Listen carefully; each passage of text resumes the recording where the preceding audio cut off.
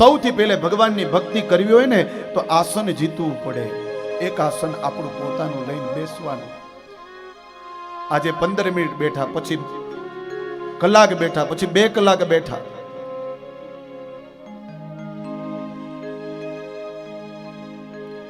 જીતાસનો જીત શ્વાસો. બીજો નિયમ તો કે શ્વાસ જીતવાનો. આપણો શ્વાસ છે ને એને જીતવાનો. એટલા માટે આપણે પ્રાણાયામ નિત્ય કરવો જોઈએ. પ્રાણાયામ કરવાથી આપણું આયુષ્ય અને આરોગ્ય સારું રહે છે. આયુષ્ય વધે છે. તમે આ ગ્રંથો વાંચજો. આપણા ઋષિવરો હજારો વર્ષો સુધી જીવિત રહેતા. શું કામ? તો કે નિત્ય પ્રાણાયામ કરતા. એટલા માટે. અને આપણે પ્રાણાયામ કરી નથી શકતા.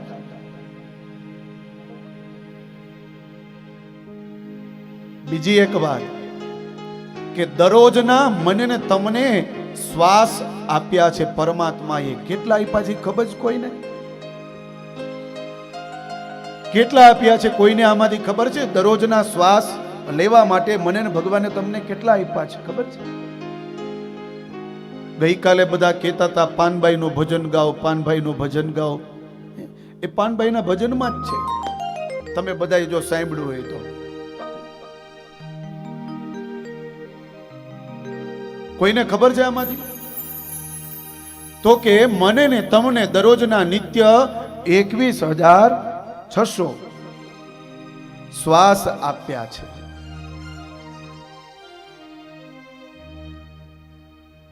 સમય નથી દાદા, મારે ભજન ગાવું છે પણ સમય નથી. પછી હમણાં તો 21,600 દરરોજના નિત્ય શ્વાસ મને ને તમને લેવા માટે આપે છે પરમાત્મા. તો તમે પ્રાણાયામ કરો ને તો એ તમારા શ્વાસ છે ને બીજા દિવસ માટે વધે. આવી રીતે તમે નિત્ય જો પ્રાણાયામ કરતા હો ને તો તમારું આયુષ્ય છે ને એ વધે. એટલા માટે બીજો પ્રયોગ છે શ્વાસ જીતવાનો. જીતાસનો જીત શ્વાસો. જીતાસનો જીત શ્વાસો. જીત સંગ જીતે.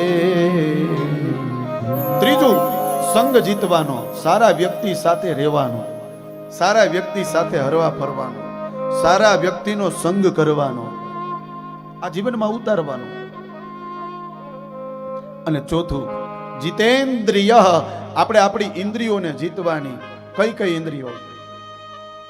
5 જ્ઞાન ઇન્દ્રિયો, 5 કર્મેન્દ્રિયો અને 11મું મન.